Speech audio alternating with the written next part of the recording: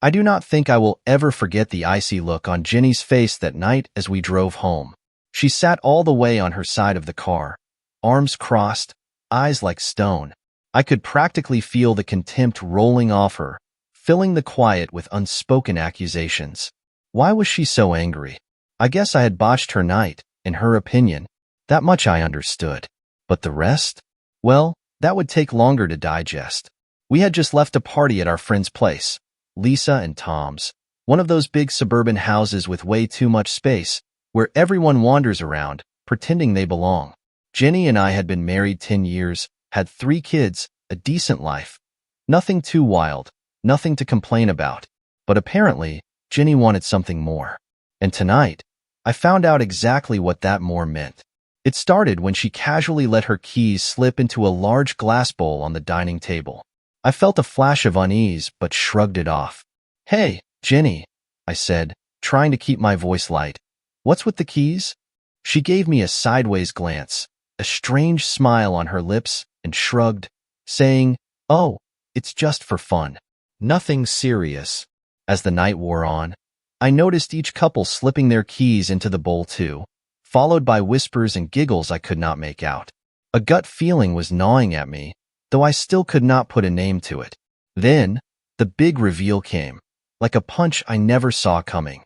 Tom strolled to the bowl, giving it a casual shake, and said, "All right, folks, time to see who is going home with whom tonight." His smile was way too smug, like he had just shared the punchline of a joke only he and the others were in on.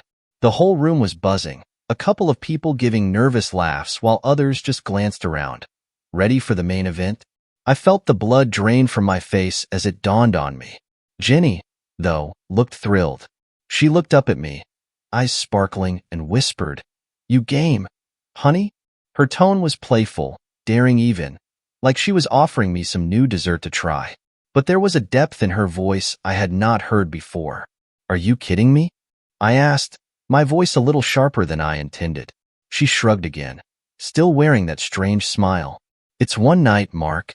We deserve some excitement." Excitement? Is that what she called it? I thought I knew this woman, my wife, the mother of our kids, but in that moment, she was a stranger to me. I shook my head, unable to believe what I was hearing. "Come on," she coaxed, touching my arm, her fingers trailing lightly along my sleeve. "It'll be fine. Just a little thrill to break the monotony." "You actually want this?" I muttered, disbelief flooding my voice. She gave a light laugh, her cheeks flushed, and simply said, "Yes, Mark, we both need it." Before I could respond, the couples were already heading toward the bowl, laughter and lighthearted teasing filling the air as they reached in one by one. A chill ran down my spine. I grabbed her arm, pulling her aside. "Jenny, this is insane. Let's go." She blinked at me, a touch of irritation clouding her expression. "Mark, I do not want to leave. We've already committed. It's rude to back out now." Her voice was calm, persuasive, but I could feel the tension crackling between us. With a hard glare, I led her back into the room, heart pounding. When we reached the table, I reached into the bowl, sorting through the keys until I found the one that was unmistakably ours, complete with a tiny blue keychain I'd bought her years ago. I held it up, loud and clear, saying, "This one's mine, and that's how it's going to stay." A hush fell over the room as eyes turned toward us. Jenny's face was red, but it was not from embarrassment, it was fury. But I did not care. I needed to put a stop to this before it went any further. "Let's go home," I said, in a voice that left no room for argument. In the stunned silence that followed, Jenny gave a reluctant nod, her eyes full of something between anger and regret. We walked out, leaving behind a room of shocked faces and whispered murmurs. The drive home was silent, the air thick with tension. Back in the car, the silence was unbearable. Jenny stared out her window, her hands clenched in her lap, like she was holding herself back from saying something that would tip things over the edge. Her profile was set in a hard line, and I could feel her anger radiating from her, filling the car like a dark fog. I could not take it anymore. "Jenny, what the hell was that?" I demanded, finally breaking the silence. She turned her head slowly, fixing me with a stare that felt colder than the night air outside. What do you think it was, Mark?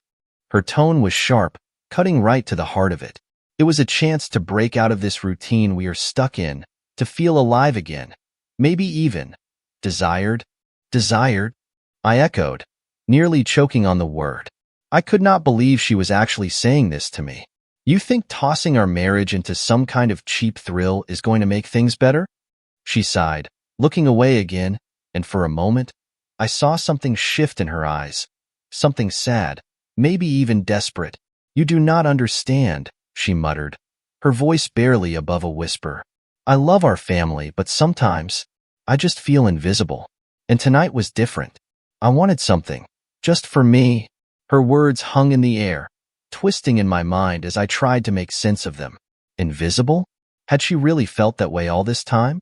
My mind was reeling, a mix of anger and hurt churning together as I struggled to hold on to my sense of reality. You are not invisible, Jenny. We have 3 kids. We have a life, a home.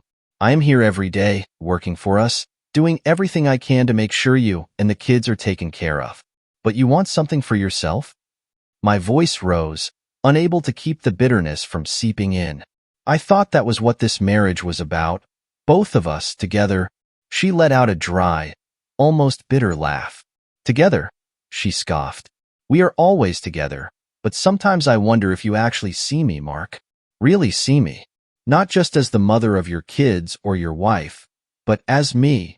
Her words struck a nerve, bringing up things I had not allowed myself to think about for a long time. But before I could respond, her tone changed. She turned toward me, her eyes flashing with a sudden, fierce determination. I am not apologizing, Mark. Not for tonight. I gripped the steering wheel tighter, feeling the leather bite into my palms. So you think it is fine to go to a party and throw your key in a bowl for some stranger to pick up? And you thought I would be okay with that? She shook her head, almost pitying me. I thought, maybe, for once, you could take a risk. Step out of that neat little box you live in. The anger I had been holding back surged forward. A risk? You want me to risk us for a fling with some guy whose name I don't even know? Is that it, Jenny? Because that is not a risk. That is a betrayal. Her face flushed, but she did not look away. Instead, she leaned closer, her voice low and biting. Maybe it would not be such a betrayal if you ever showed me you cared anymore. I know you love me, but I need more than just love, Mark. I need to feel like I am worth something to you. I could not believe the words coming out of her mouth. Every day, I worked to give her and the kids a good life, did everything I could to be the husband and father I thought they deserved. And now, she was telling me it was not enough. We pulled into the driveway, the house looming ahead of us, dark and silent, a stark contrast to the turmoil swirling between us.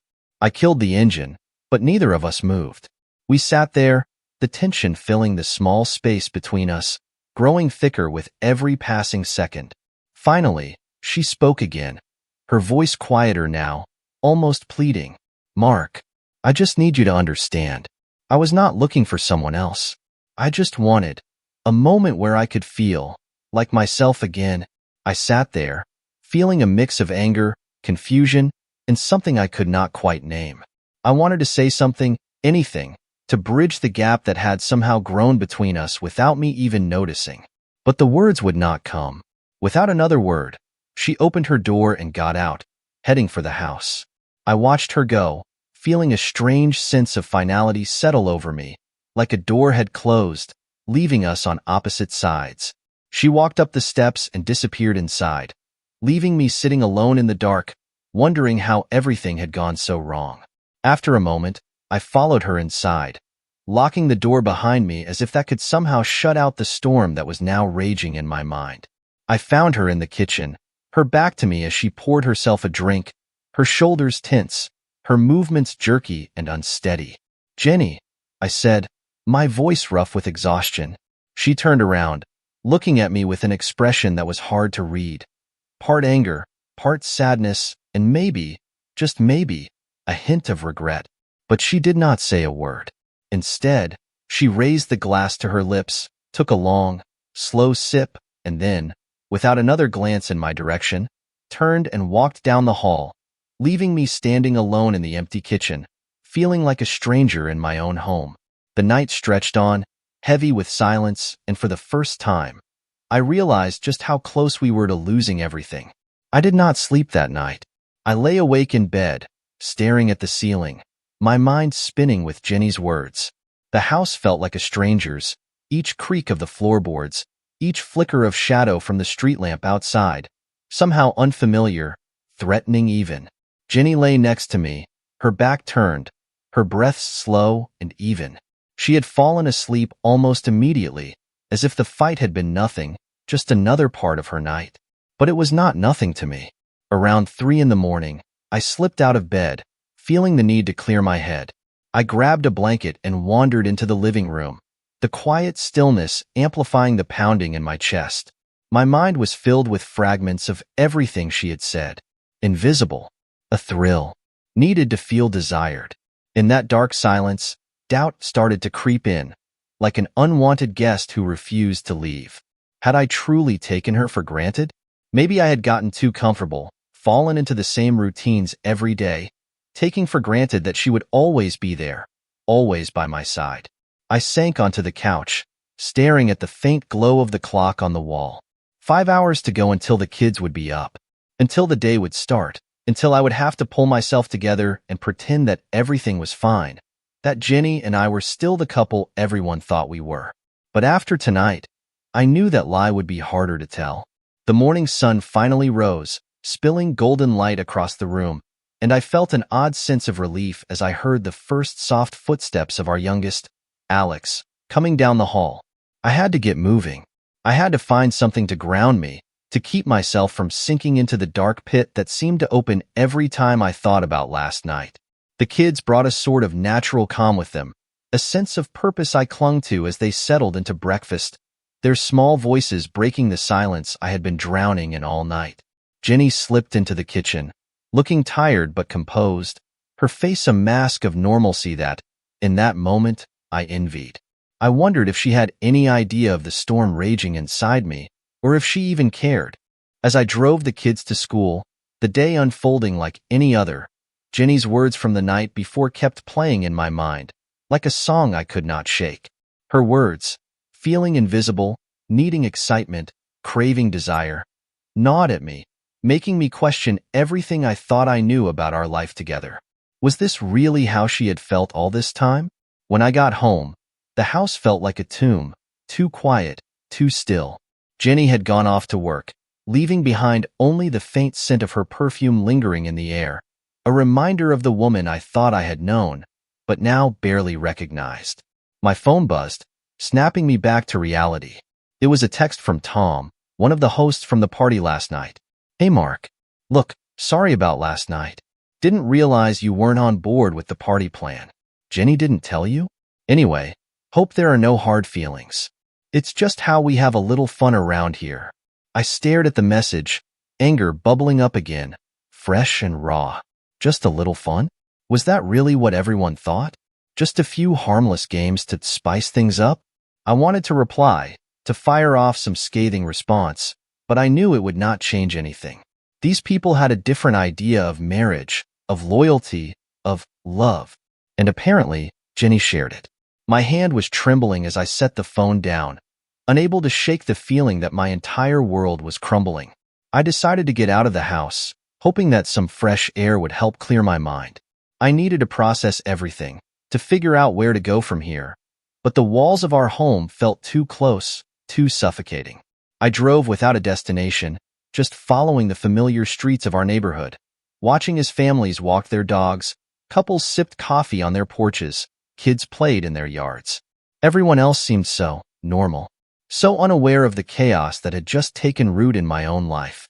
Finally, I found myself at the edge of the lake, a spot we had taken the kids to dozens of times, a place that usually brought me peace. I got out of the car and walked down to the shore, the water calm and still, reflecting the early morning sky. I closed my eyes, breathing in the cool air, trying to remember the last time I had felt truly at peace. It felt like a lifetime ago. Lost in thought, I nearly jumped when my phone buzzed again. Another message, from Jenny this time. "We need to talk tonight. About everything. I stared at the screen, feeling my pulse quicken. What more could there be to say? She had said plenty last night, and I had said everything I could, every last bit of reason I had to fight for us, and she had just brushed it off. Part of me wanted to ignore her, to let her wonder, but I knew that avoiding it would only prolong the agony. I took one last look at the lake, feeling a small, fleeting sense of calm, and then headed back to the car. Tonight, I would get the answers I needed, whether they shattered me or gave me a way forward. All day, I tried to focus on anything but what awaited me that evening. I threw myself into every task I could find, every errand that kept me moving, but nothing could distract me from the impending conversation. Jenny wanted to talk about everything, but what did that mean? The last time we had spoken honestly, she left me with more questions than answers, and this time, I was not sure I could handle another round of evasions and excuses. By the time I pulled into the driveway that evening, the sun was low in the sky, casting the house in shadows. I took a deep breath, steeling myself for whatever might come. When I walked through the door, the house was quiet, eerily so, with only the hum of the refrigerator breaking the silence. Jenny was sitting at the dining table, a cup of tea in front of her, her face pale, her eyes fixed on the wall. She looked up as I walked in, her expression guarded, unreadable. "Mark, can we sit?" she asked, gesturing to the chair across from her. The hesitation in her voice did not go unnoticed, and it felt like a warning. I took the seat, my gaze never leaving her face. She took a deep breath, her fingers nervously twisting around the handle of her cup. "I've been thinking about last night," she began, her voice soft, almost vulnerable. "And about everything that led up to it." "Everything that led up to it?" I echoed, feeling a flicker of irritation. "You mean everything you kept to yourself?" "Because, Jenny, I had no idea you felt this way. You never said a word." She winced, looking away. "I know, Mark. I know. And that's on me. But it's more complicated than that. I did not know how to talk about it." I waited, watching as she wrestled with her words, her thoughts. Finally, she looked at me, her gaze steady, as if she had made up her mind to tell me everything, no matter how much it hurt. "I've been feeling trapped, like I am losing myself in this life we built together. I love our kids, I love you, but somewhere along the way, I started feeling like I was disappearing. Just a wife, just a mother. Not me." Her words cut deep, stirring a painful awareness I had tried to ignore. I had known that things were not perfect, but I thought it was just the usual wear and tear of life. "Jenny, I had no idea, but why not talk to me? Why turn to something like that?" I gestured vaguely, not wanting to give it a name, as if doing so would somehow make it worse. She looked down, a flush of embarrassment coloring her cheeks. "Because I was afraid. Afraid you would think I was ungrateful, that I was being selfish. So I pushed it down, tried to ignore it. But then, the more I ignored it, the bigger it got, until last night." I took a shaky breath, trying to process what she was saying. "So, you thought the answer was the fling? A random hookup at a party?" She shook her head quickly, her eyes filling with frustration. "No, that was not the plan, Mark. I just wanted to feel something. Something new, something different. But when I saw everyone else throwing their keys in, I thought maybe that was what I needed. Just one night, one moment to feel like me." The pain in her voice was genuine, but it did not ease the anger burning in my chest. "Do you know what that did to me, Jenny? How it felt to see you willing to throw away everything we built. To watch you look at me like I was in the way of some moment you wanted to have." She lowered her gaze, guilt evident in her expression. "I know, and I am sorry, Mark. I really am. I never meant to hurt you. But I felt so lost." The room fell into a heavy silence, each of us weighed down by words we could not bring ourselves to say. Finally, I broke the silence, my voice rough with exhaustion. "So, what now? Where do we go from here?" She looked up, her expression filled with a mixture of hope and fear. "I want to fix this, Mark. I want us to get back to where we used to be.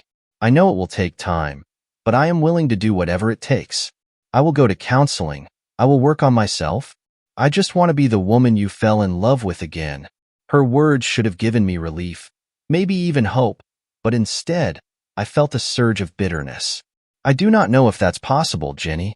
You wanted something just for you, something outside of us, and you went after it without a second thought. How can I trust that you won't feel like this again? That you won't do something like this again? She reached across the table, her fingers grazing mine, her touch tentative, pleading. Please, Mark. I made a terrible mistake, but it opened my eyes to everything I was taking for granted. I do not want to lose you. I cannot lose you. I pulled my hand back, the hurt too fresh, too raw to even consider forgiveness. I need some time, Jenny, to figure out if I can move past this, because right now I do not know. Her face fell, a look of despair crossing her features, and for a moment, I almost regretted my words. But I knew they were true. I needed space, time to think, to see if there was anything left to save. She nodded, a faint, defeated whisper. Take all the time you need, Mark. I will be here, waiting, and when you are ready, if you are ever ready, I will be here. With that, she rose, leaving me alone at the table, a familiar silence settling over the room. But this time, it felt different, heavier, final. As I watched her retreat down the hall, a strange sense of loss washed over me, like I had just glimpsed the end of something I could never get back. I stayed at the table long after Jenny left, staring into the empty space where she had been sitting. Her words echoed in my mind, her face shifting between guilt and sadness, the sincerity there unmistakable. But sincerity was not enough to erase what she had done, what she had almost been willing to throw away. I was so lost in thought that I nearly jumped out of my skin when my phone vibrated on the table. It was a text notification, an unknown number. Frowning, I picked up my phone and opened the message. Hi, Mark. I thought it was best if you knew the full truth. You should ask Jenny about her other nights out, especially about him. The guy from the party wasn't the first. My heart pounded as I read the words again, and a cold chill washed over me. Other nights out? Him? It felt like my stomach was falling through the floor. I wanted to ignore it, brush it off as some kind of cruel joke, but something in the pit of my gut twisted. I forced myself to calm down, to breathe, but my mind was racing. Could Jenny really have kept more from me? Was last night not some random impulsive decision? Before I could process my next move, my phone buzzed again. This time, it was a picture, a blurry shot taken in a dimly lit bar. But the woman in the picture was unmistakably Jenny. She was sitting close to a man with dark hair, his arm casually slung over the back of her chair. They were laughing, her face tilted toward him with a look I recognized but had not seen in a long time. My heart sank, a cold fury rising within me. I glanced down the hall, where Jenny was likely in our bedroom, perhaps already drifting to sleep. She had given me her story, told me everything she thought I needed to hear. But there was more, and she had not breathed a word of it. I struggled with what to do next, my mind churning through a storm of anger, betrayal, and frustration. Finally, unable to bear the weight of it any longer, I walked quietly down the hall, stopping just outside our bedroom door. I took a deep breath, my hand hovering over the doorknob, then pushed it open. Jenny was sitting on the edge of the bed, staring blankly at her hands, as if lost in her own thoughts. She looked up as I entered, her eyes widening slightly when she saw my expression. Mark, is everything okay? She asked cautiously. I held up my phone, showing her the message and the picture, watching as her face drained of color. Her mouth opened, but no words came out, and that told me everything I needed to know. Who is he, Jenny? I asked, my voice low, barely controlled. Because this does not look like last night. This looks like something else entirely. She swallowed, her gaze darting from the phone to the floor, her fingers twisting nervously. Mark, please let me explain. Then explain, I demanded, anger finally breaking through. Explain why you have been lying to me, why you thought I would just forgive everything. Who is he? She took a shaky breath, her voice barely a whisper. His name is Brian. We met a few months ago, just casually. It started out innocent, I swear, just talking. But then, it turned into something else. And last night was not the first time. The words hit me like a punch to the gut. All the air seemed to vanish from the room as I struggled to process what she was saying. Last night was not the first time. I had been blindsided, deceived for who knew how long, by the woman I had built my entire life around. I could barely look at her, my mind reeling with the betrayal. She was saying something, her voice a low, pleading murmur, but I could not hear her over the blood rushing in my ears. I turned on my heel and left the room, the weight of everything crushing down on me as I made my way to the living room, desperate to escape the reality closing in around me. The world as I knew it was over, shattered by one careless message and the truth it exposed. I spent the night pacing the house like a man possessed, fueled by the rage and betrayal that twisted in my gut. The picture of Jenny laughing with that stranger replayed in my mind like a sick, mocking reminder of everything I thought I had known about her. And now, every small detail, the late nights, the strange texts she claimed were just friends, flooded back with new meaning. I felt like a fool, left in the dark while she tore our life apart piece by piece. The house felt suffocating, like the walls themselves were pressing down, trapping me in this nightmare. Around dawn, I grabbed my keys, not caring where I ended up, just needing to get away from the rooms that had been filled with our memories, now tainted by her lies. As I drove, the anger simmered, dark and heavy, but under it lay something colder, sharper, resolve. If Jenny thought she could just brush this under the rug, she had another thing coming. I would not be her safety net, the man she kept in place while she played with other men like I was some backup plan. She had been brazen enough to betray me, and now, I would be brutal enough to make sure she understood what she had thrown away. The day blurred by as I plotted each step. Every new idea brought a twisted satisfaction, an answer to the pain she had caused. And by the time I returned home, I was calm, resolved to carry out every part of the plan, no matter how much it might hurt her or me. When I stepped inside, Jenny was sitting on the couch, hands twisting anxiously in her lap. She looked up as I entered, eyes wide and hopeful, like she expected an apology, some reconciliation. It was almost laughable. "Mark," she began, standing up, "I know we have a lot to work through. I should have told you everything sooner. I was scared. But I'm here now. I'm ready to fix things if you'll just—" "No," I said, my voice cold and clipped, cutting her off. "There's nothing to fix, Jenny. Not after this." Her face fell, but I could see the desperation starting to build, that last-ditch hope that maybe, somehow, she could salvage what she had destroyed. She took a step toward me, her hands reaching out. "Mark, please. I know I made a mistake, but it doesn't have to be the end. I love you." "Love?" I laughed bitterly, the word tasting like ash. "Do not use that word, Jenny. Whatever it is you feel, it is not love. Not if you could lie to my face for months, treat our life, our family, like some game you could just walk away from." She flinched, the hurt flashing across her face, but I did not care. Let her feel a fraction of what she had made me feel. "And the kids?" I continued, voice hardening. "What did you think they'd feel when they found out their mother was sneaking around with some stranger? Did you even care?" Her face paled, and she sank back onto the couch, hands trembling. "Mark, I never wanted to hurt you or the kids. I felt lost. I thought I needed something new to feel alive again. It was a mistake, and I regret it." "Funny, because that is not what I heard," I said, watching her closely. "Last night, you tried to brush it off like nothing. And now you want sympathy? Too little, too late, Jenny." She was silent, staring down at her hands, and I could see the fear settling in, the realization that I was not going to forgive her, that I was not going to be the man who swept it under the rug for the sake of a broken family. "I have already spoken to a lawyer," I said, voice calm but cold. "We're done, Jenny. I'll be filing for divorce by the end of the week, and don't expect a fight over custody. I'll make sure you get minimal visitation. I'll make it very clear to the court why this marriage ended." Her mouth fell open, shock and horror flashing across her face as she tried to form a response. "Mark, you can't mean that. You wouldn't take the kids from me. You know I'm a good mother." "A good mother?" I shot back, unable to hold back the bitterness. A good mother doesn't break her family apart for a thrill. I've spent the day documenting everything you've done, and you can be sure it'll be in front of the judge.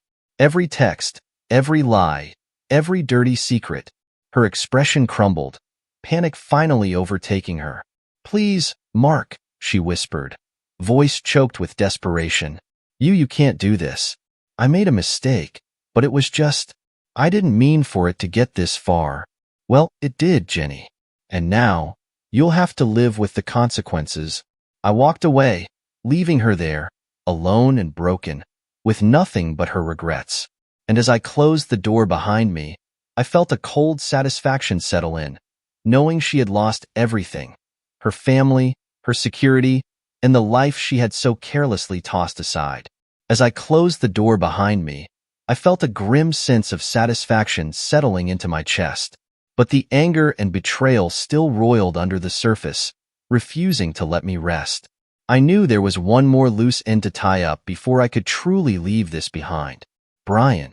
If he thought he could come into my life, take what was mine, and walk away unscathed, he was mistaken. I did not plan on violence. That would be too easy for him. I had something different in mind. I pulled out my phone and found his number easily enough. Jenny, in her arrogance, had not bothered to hide it, and in a few quick taps, I was calling him. He answered on the third ring, his voice casual and oblivious. Hello? Brian, I said, my voice low and cold.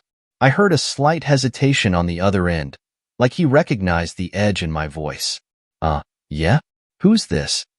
It's Mark, Jenny's husband. A silence stretched between us, heavy and charged, before he cleared his throat.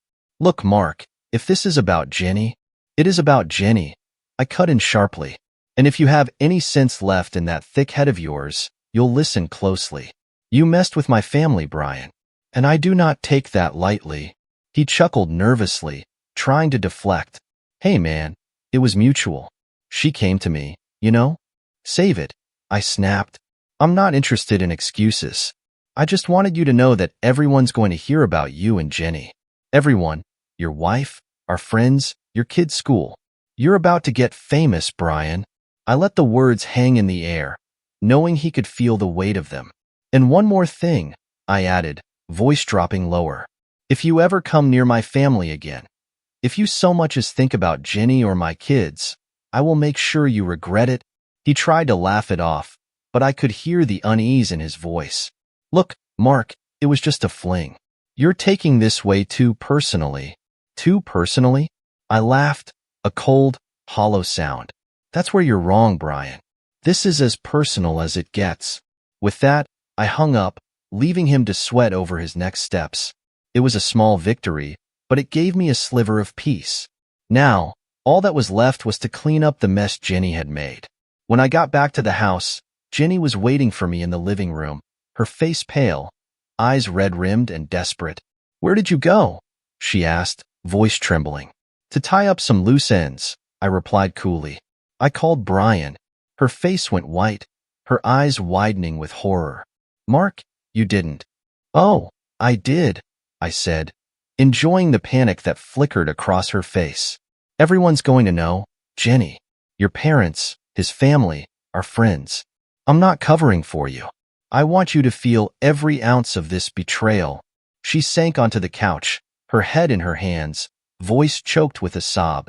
Mark, please. I didn't want it to be like this. I thought you would understand. Understand? I leaned down, looking her in the eyes. What exactly am I supposed to understand, Jenny? That you destroyed our family for a thrill? That you lied to my face and expected me to just forgive you? She looked away, guilt and fear etched into her features, but I did not let up. Do you know what you've done? I continued, voice icy. You've lost everything, Jenny. The kids? They're coming with me. The house? Gone. You'll be lucky to see them more than a few times a month. She shook her head, her voice barely a whisper. You can't do this, Mark. Oh, I can, and I will. You thought I would let this slide, but you were wrong. You wanted freedom, Jenny. You've got it. But it comes at a price. I stood up, feeling a cold finality settle over me. You'll be hearing from my lawyer soon. Start packing. She stared at me, broken and defeated, her eyes glistening with tears. Mark, I'm begging you. Please, don't take the kids from me. They're all I have left. A part of me wanted to soften, to give her some sliver of mercy. But then I remembered the picture of her and Brian, the look in her eyes as she laughed with him, and any trace of pity vanished. Should have thought of that before you threw our family away, I said, my voice unyielding. You made your bed, Jenny. Now you'll have to lie in it alone. Without another glance, I turned and walked out, leaving her sobs echoing behind me. I stepped out into the cool night air, a sense of relief washing over me as I left behind the broken shell of what had once been our life together. The next few days went by in a blur. I filed the divorce papers, secured custody of the kids, and arranged to move out of town, away from the ghosts of Jenny's betrayal. She called, she begged, she even tried showing up at my workplace, but I had shut the door firmly, locking her out of the life she had so recklessly destroyed. In the end, she was left with nothing but regrets and an empty house, an echo of the family that had once been her whole world. As for me, I drove away with the kids, leaving her behind to face the consequences of her choices, knowing that she had lost everything that truly mattered. And as I looked in the rearview mirror, I saw only my future, free of the lies, the betrayal, and the woman who had once promised to love me forever.